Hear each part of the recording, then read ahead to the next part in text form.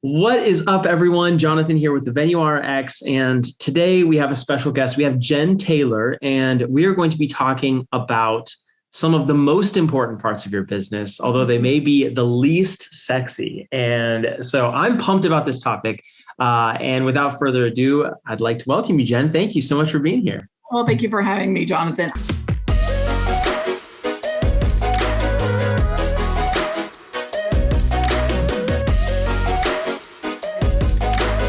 Well, thank you for having me, Jonathan. I am so excited to talk about the unsexy parts of business because that's what I love to do. I love to dig deep and help business owners, venues really figure out how to create their systems to make their operations run smoother. That's amazing. You know, it's funny, the unsexy parts of your business, really dialing those in and making them efficient and just incredible, actually help you look sexier later, right? Because you're able to grow your company and all of that. Tell me, where did this start from for you? Well, I think it's an innate ability that people have. Either, you're a project manager, you're this, you're that. I go back and say, okay, when did I start doing process and procedures? Well, I started it when I was working at a corporate job and then moved on to another corporate job doing kind of the exact same thing, doing another corporate job that's like, you know what, I'm in this routine. I became a wedding planner 17 years ago. And those are the things that, I didn't have as a business owner. So I started creating them. And then when you hire a team, you're like, okay, I need to replicate myself. And what's the best way to replicate yourself is to create the systems and the processes around that you then can hand them something and say, okay, you're running this wedding. Here's how you do it. Or you're meeting with this client. Here's how you do it. So it's a way to help you and your business and your clients, because your clients are going to get that seamless experience no matter who they're working with within your company. Jen, I'm curious, when you are working with clients, your clients, is there kind of one or two main things that are just the main violations or problems that you see come up again and again and again with wedding pros? The first thing is, and this is getting better, but in the past it has not been, is make a way that they can schedule meetings with you. So you're not always going back and forth on when you are meeting. So that's kind of the first one. And do it right up front. Make that process automated. So when a client reaches out to me, whether it's a wedding client or a consulting client, they get a link saying, hey, so excited to meet you. Here's some information. Here's how to set up that meeting. So you're giving them the information up front, which is another kind of automating your systems around that. So then you're not always going, well, crap, did I email them back or didn't I? It automatically happens. It goes, hey, I got an email. It kicks off going, hey, here's my information. Here's a link to meet with me. I can't wait to meet with you. You can still personalize it. I send them an email afterwards. I'm so excited to meet you. And it's not, and it looks like it's from the same thing. It doesn't matter to them. I've had people send newsletters back to me. Oh, this is so great. They didn't know I was not writing to them. But yeah. I'm like, fine, perfect, great. I'm so happy you loved it. So, automation is your friend. Don't let it scare you. Do you think that as technology kind of catches up, or maybe there's kind of more options out there, that it's easier to do some of this automation? It is. It's what I think people get stuck in, and it doesn't matter if it's the wedding industry or any other industry. People get stuck in, what is my workflow? What do I do? And sit down and go, okay, this is what I do. These are the systems I use with it. What are the processes around bringing those two together? And then what can I automate from that?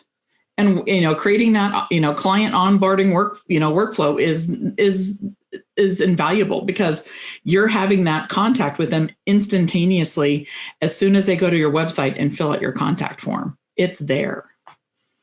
Do you have some go-to resources that you'd be willing to share as far as what you're actually using, the systems? I use HoneyBook. And I've used HoneyBook from almost the very beginning. But 17 Hats works well. DeSabo works well. Ontraport, if you really want to dig and do a major CRM, client relationship management software, Ontraport and Infusionsoft, which is now Keep, are the ones that I would suggest using. But I've used Ontraport and I've used HoneyBook, and I've always just come back to HoneyBook. Do you recommend using a CRM like that for your scheduling, or do you recommend kind of doing it more piecemeal, like using just Calendly, or there's like Acuity? Wow, I really butchered that one. I think it's Acuity. I've used Acuity.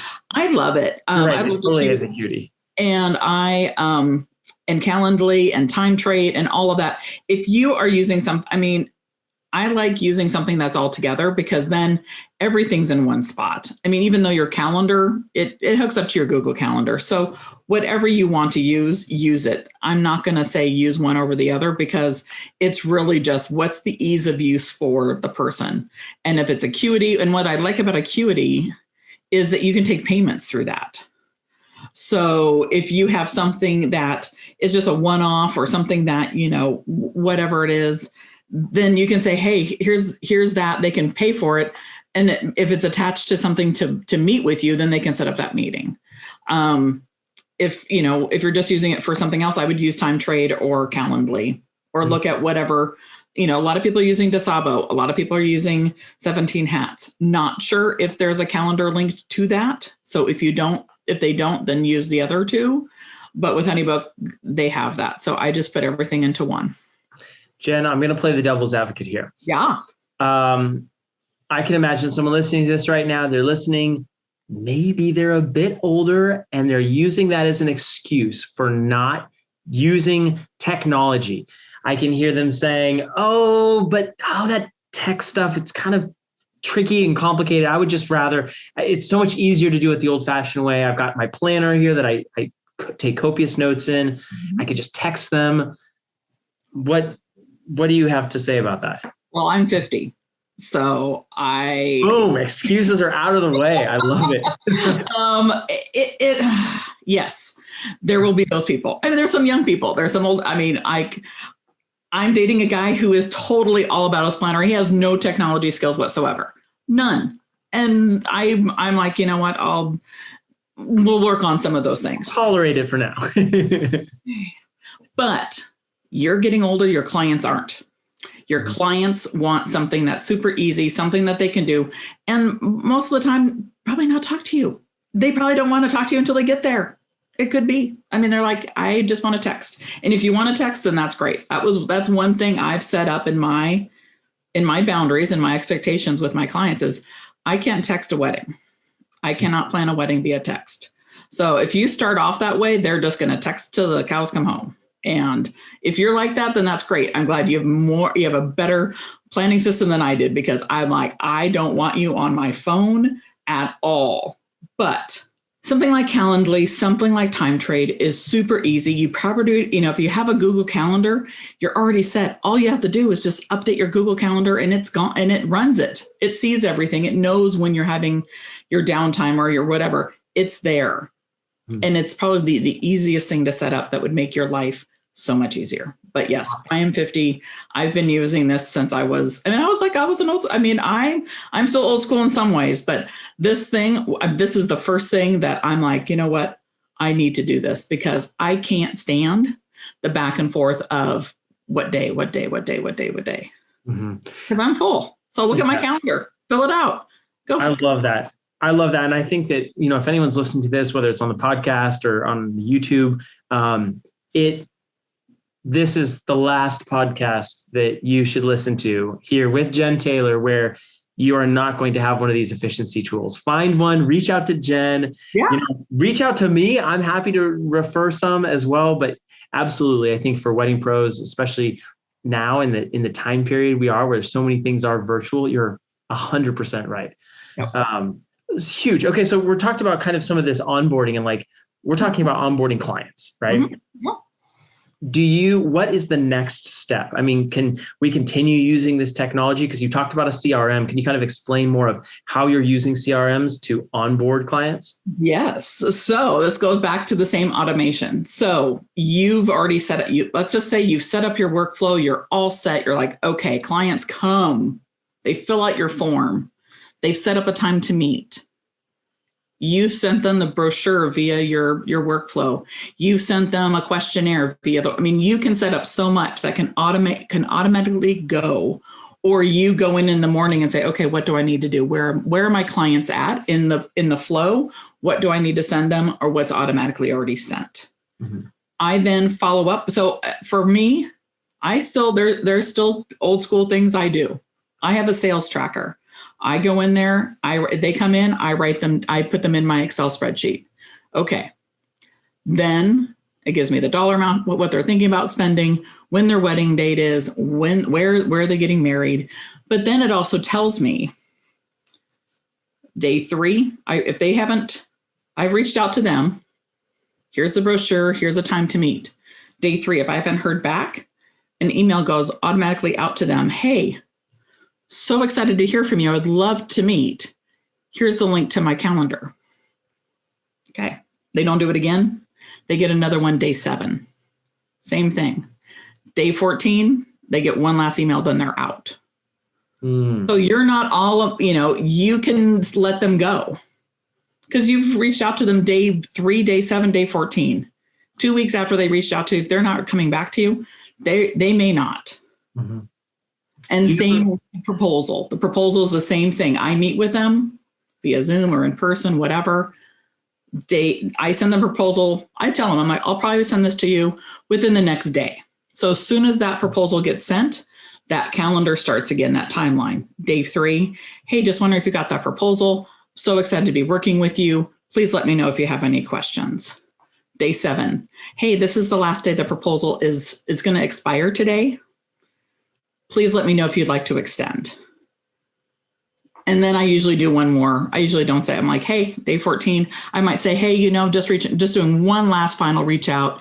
Is there anything that you need, because if they're going to ghost you, they're going to ghost you day 14 too. So, and then they're done. And then you can go, you know what? They're done. And so you're not always going through okay, have I reached out to this person, that person, whatever.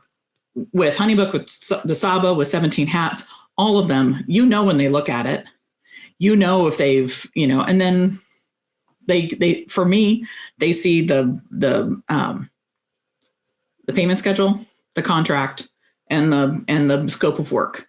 All that is in there. So they have everything. Do you ever reach out to people in between, like in the cracks of that, maybe on their cell phone, if they give that to you, text? I know you said you don't like using text to plan, but do you ever kind of fill in some of those gaps?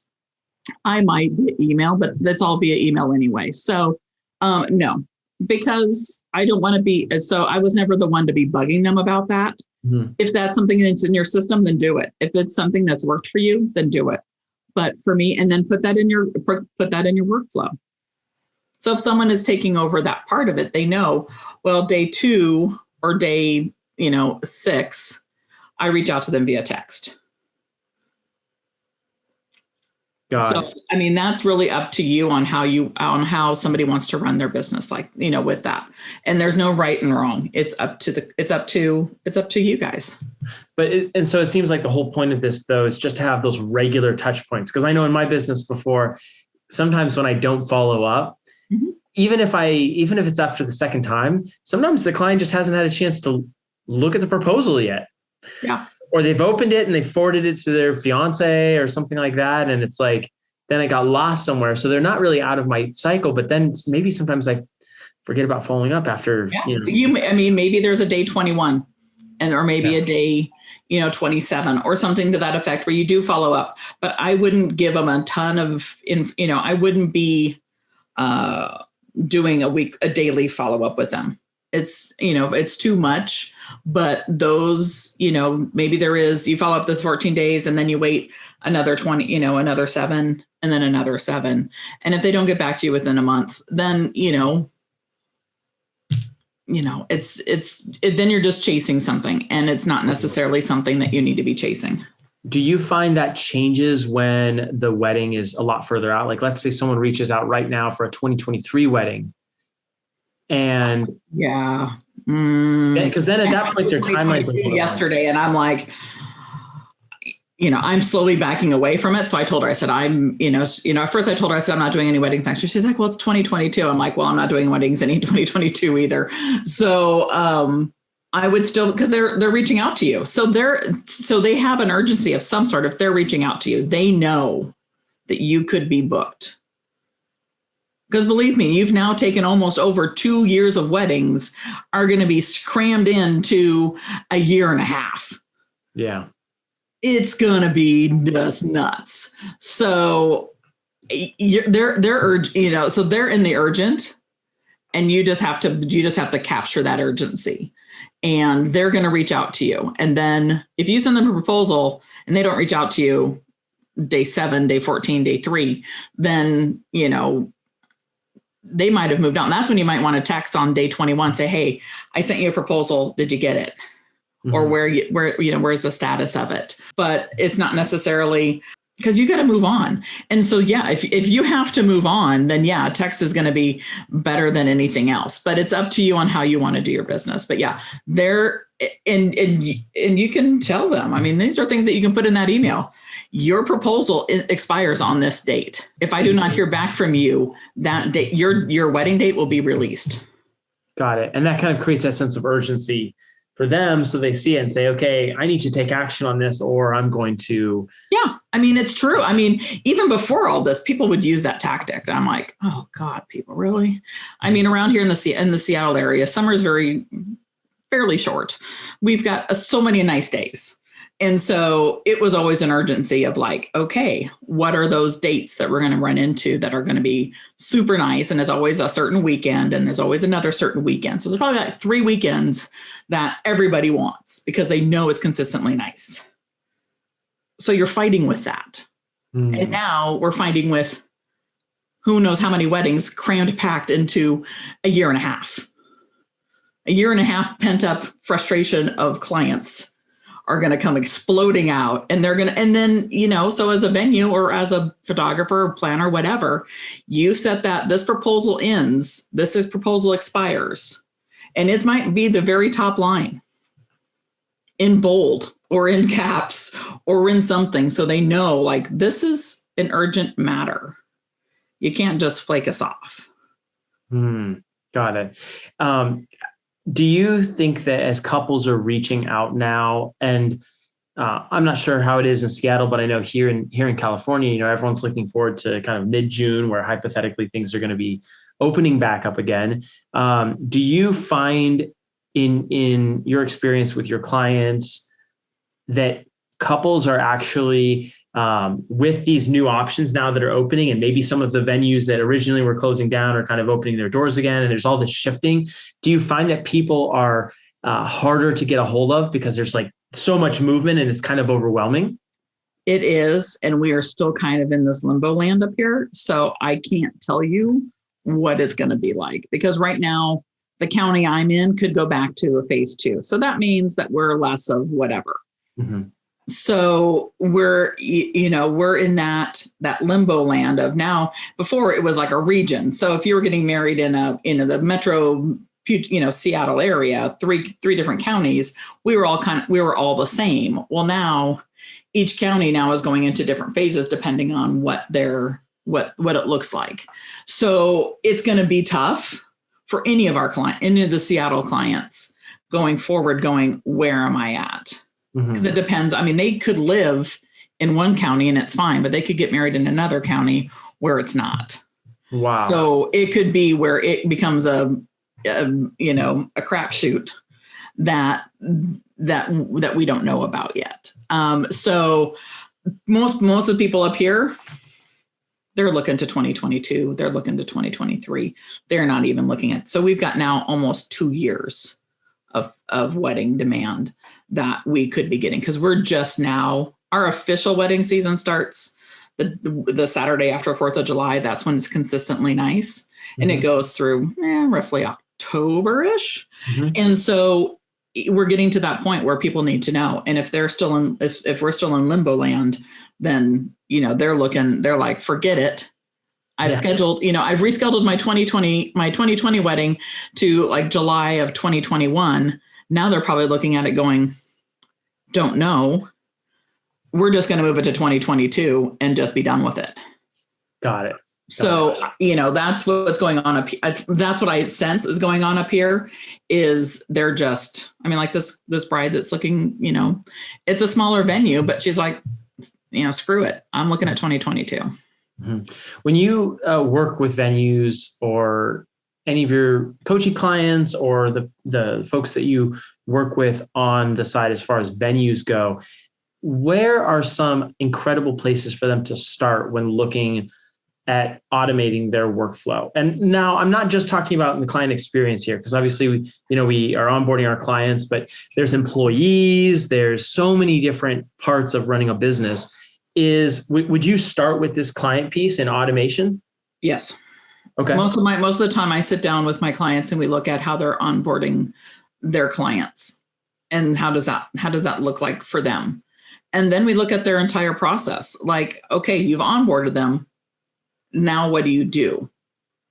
What's internally needs? What does that need to happen? There's things that you need to get it on the calendar. What are the automations around, if there is any, about scheduling that? There's so many, and then there's, plain venue versus venue cater, like a hotel. They're going to have all that systems already set up with with their catering software. So that's not necessarily something that they need to dig into, but it's really like, what's coming on, how are you taking payments, social media, project management. The wedding becomes a project. So how do you manage that project? How do you manage that? What are the deliverables? What are the timelines? What are things that you need to be done internally that for that client?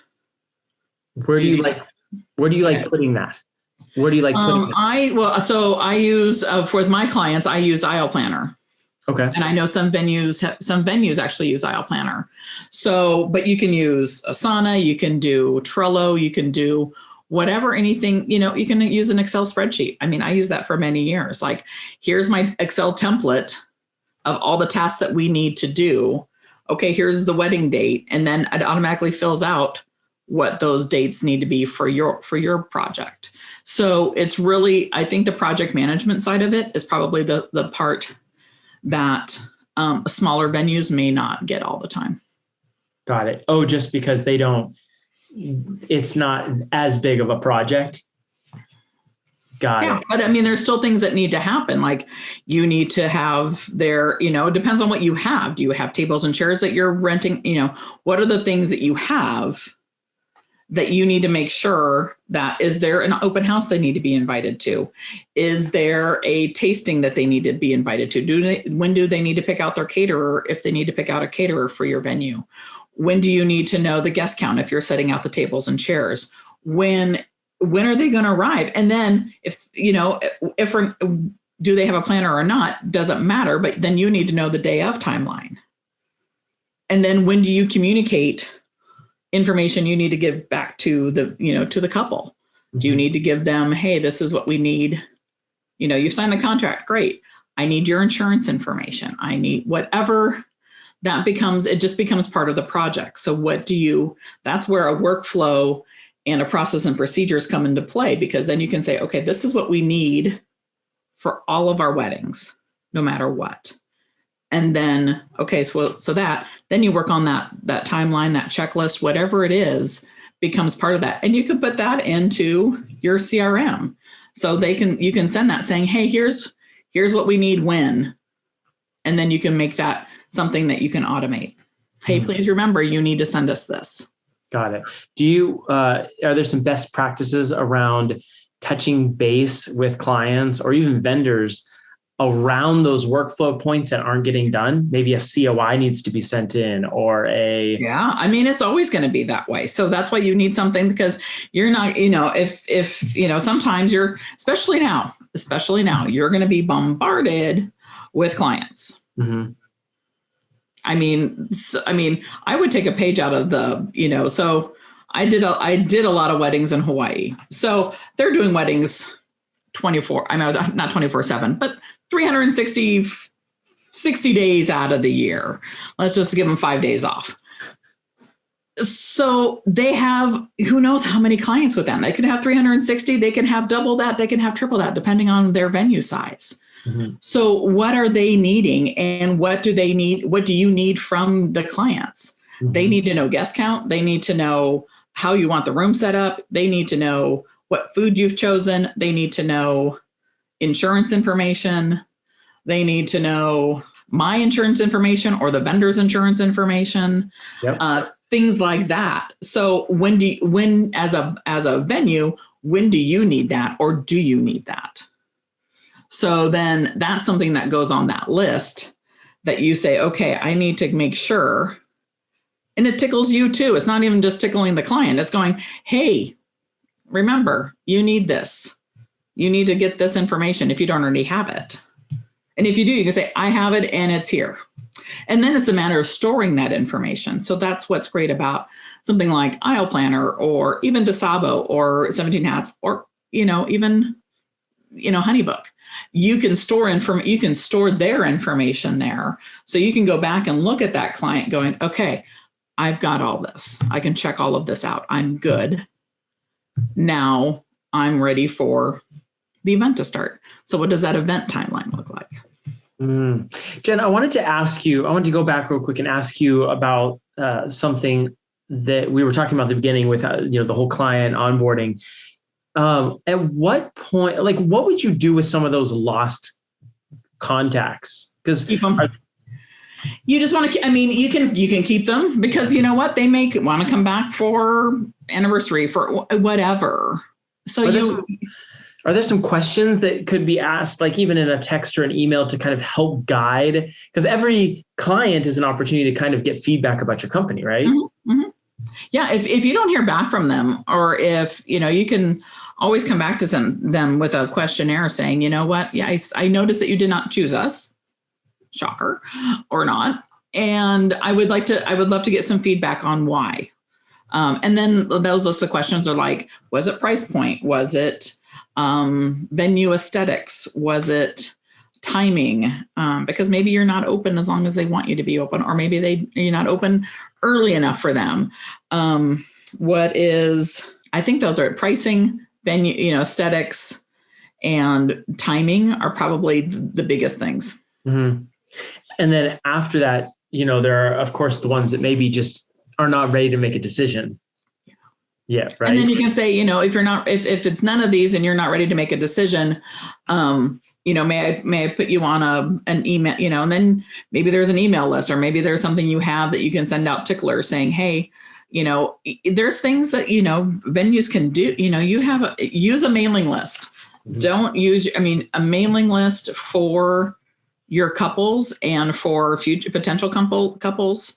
Anybody that comes in, anybody that, give them some, I don't know if it's even giving them, you have to give them something, but what is that? What is a way to get their email address? Because that's what you own. You own that email address. So is it, hey, here's some great venue, here's some great, if you're a venue that's considered a destination, maybe there's a list of restaurants in the area that you can do rehearsal dinners at, or whatever. What is that thing that you can entice them to, you're going to get their email list no matter what. You're going to get their email no matter what. But if for the ones that aren't on an email list, or just come in and say, I'm just kind of looking, and maybe, I can get a list. Well, then that's great. Get them on the email list, because then you can send them promotions that are coming up, or things that you want to talk to them about. And maybe even if they themselves aren't going to hire you, maybe it's a referral point where they'll refer you to something else. Yeah. I know that's happened in a lot of surprising ways in our business. We'll get a email from someone like, hey, my friend, so-and-so told us about your company. And I'm like, and I'll go back and look, and I'm like, oh, who do we need to thank? And I go back and look, and I'm like, this person wasn't even a client. Yeah. Yeah. Yeah. So very cool. So keep them on the list. Do you have anything as far as tools that you like and prefer for email lists? So I use ConvertKit. Again, if you use something like Entreport or Keep, that's already included in that. But you can use MailChimp. You can use Keep is KEEP or no, it is KEAP. Got it. And you can just Google Infusionsoft because that's what it was. Let's see. ConvertKit, Constant Contact, Aweber, ActiveCampaign, Flowdesk. Any of those are a great way to start a mail. Get a mailing list going. Got it. So again, for anyone listening to this, going out and actually just taking the time, like you said, it's not going to be sexy. It's not going to be necessarily fun, but writing those steps down enables you to kind of free up your time later. Is that what I'm hearing? Yes. Because you're not going back going, okay, what did I do today? Did I reach out to everybody that reached out to me? All of that. If you just go into whatever system you're using to track clients.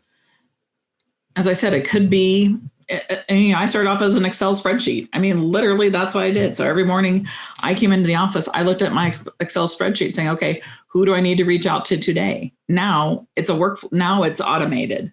Mm-hmm. So then I get an email saying, hey, someone has sent you this email, and I'll see what they sent me. I'll see that contact form. I have a list of questions on there. Do they fill it all out? Where are they getting married? What date? Who referred? You want to know if somebody referred you, or where did they see us and things like that. So, but it doesn't matter as long as you're tracking that and you have that workflow, then it's the best thing. Got it. So, and it also sounds like that is a good way to prepare yourself to take on employees, to start to scale, because now you have. Yes. So at what point would you recommend creating some sort of like standard operating procedures, like document, or like, how would you go about documenting some of these steps? Because obviously you're putting this into a CRM. There are portions that are automated, but utilizing those automations, I assume, is in a greater workflow, correct? Yes. You want to do it now. Okay. I mean, really, it's really sitting down, talking about what do you do on a daily, weekly, monthly, quarterly, yearly basis in financials, in social media, operations, customer service, human resources. There's all these sections that you can sit down and go, okay, Monday, I'm going to write about my financial. What do I do in my financials on a daily, weekly, monthly, quarterly, yearly basis? Write them down. Because you're going to give that to you. You might be hiring a bookkeeper. You can give that to the bookkeeper. This is what I do. Mm-hmm. That's great for HR. If you hire somebody, you're going to know, hey, I'm going to need an onboarding. I'm going to need a job description. I'm going to need to know how to onboard them. I'm going to need to know how to train them. I'm going to need to know what information I need to get from them, on and on and on. So all these things just keep on each other. Operations, client onboarding, client offboarding, all of these things. The best time is to do it. It's like the tree. The best time to plant a tree is 20 years ago. The next best time is now. It's the same with process and procedures and creating your standard operating procedures. Yes, it would be nice if you created it maybe when you didn't have any client, when you're really slow and you're like, okay, so the best time to do your SOPs was last year. The next best time is now. Mm-hmm. Because it's really going to help you and help yourself. Because if you get sick, if you get, whatever, somebody's going to be able to take this and go, okay, I know where everything's at and I know how to run this wedding. I was going to ask when things change, because I assume workflows and things will be different when you are in kind of this initial stage of your business versus when you're wading through 70 clients. You know what I mean? And so there might be some things that change. Do you have like a quarterly touch point with your SOP? I usually try to do it on at least a yearly basis. But but for weddings, this is what I did. I always sat down after each wedding and said, okay, what did I do good? What did I do bad? What do I need after each wedding? Okay. And then is there something that I could have done, operationally that make that bad thing better? Or is it, where is this? Where is it? The good, you're like, okay, this one's great. It's awesome. The bad, okay, what are these things? Are they operational? Are they, I won't say financial, but what is it in the list of things that I need to change? Was it just a really shitty day for somebody? And that just became, it's just, what, my processes are good. It just wasn't, the best. Then that's fine. If it's something that's operational that you need to fix now, you're like, I cannot have this happen again. Maybe it's a contract. Maybe it's something you look at and go, oh shit, I don't want this to happen ever again. Mm-hmm. And now I have 20 contracts out that have this. Yeah. That's fine, but I need to change it. I need to talk to my attorney. I need to change it to make sure that this doesn't happen after those 20 clients are done. Mm. So if it's something like that and you want to change it instantaneously, then you need to make that change now. If it's something you're like, it's fine. It's something that I can change. Maybe it's the way that they communicated with you. Maybe it's the way that you set up the day or whatever. You're like, you know what, this is fine. I can change it at the end of the year or after the end of the wedding season. So I always looked at mine that way. Is it instant? Do I need to change it now? Or can I hold off and change it, just make sure I know I need to change it going forward and do the official change in my documents at the end of the year. Got it. So that you're not constantly, if it's not a 911 thing, you're not constantly inputting new things and this document is not usable. Yeah. If it's something that's on your checklist, change it. If it's something that, I don't want the client to do this and it's on their checklist, take it off. If it's something that is internally within your company, you're like, I can kind of wait until the end of the year to change that, then do it. Jen, let's talk offboarding. And because I think that kind of completes the cycle of what we've been talking about, how do you feel a client should be offboard? Can you kind of take us through that? So towards the end of their wedding, I did a couple of things. One, if for any wedding, I would always give them a questionnaire that gives me everything I need to know about their wedding, like all their vendors. Like I may not know their dress person, but it gives me everything that I need to know about their wedding that I can, if I wanted to, send to be submitted as a real wedding. So what do you need from that? So that's usually dress, tux, shoes, jewelry, blah, blah. You should know as a planner, you should all know your vendors. If you're a photographer, you should know all the other vendors, all that stuff. So what, if it's a venue, get all that information. You definitely say your vendors there. Yeah. You can ask that, you can ask that a week, a month before. They should have all that. So ask them that. The day after their wedding, I tried to send it. Yeah, I tried to send it the day after the wedding. I want to know. They could send it whenever they wanted to. I sent them a questionnaire on how I did was the first page. And it was a 1 through 5. How I did or how their planner did didn't have to be me. How do we execute the day? Blah, blah, blah, blah, blah. The next page was their vendors. And I listed out all their vendors and they could rate them 1 to 5. Then I asked, what were the 3 things that you came to me that you were worried about for your wedding? Tell me, how did we alleviate those 3 things? Because that becomes your testimonial. That becomes their pain point. That becomes ways that you can use those words into marketing. Can I use you as a referral? And then anything else, like, is there anything else you want to tell me?